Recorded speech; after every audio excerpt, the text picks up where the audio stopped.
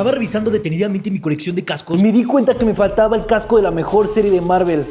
Obviamente Daredevil. Esta edición es exclusiva de los parques Disney y la verdad siento que está muy superior.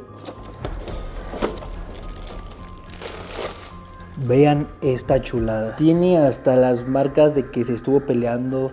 La verdad está muy detallado. Ahora sí, vamos a usarlo.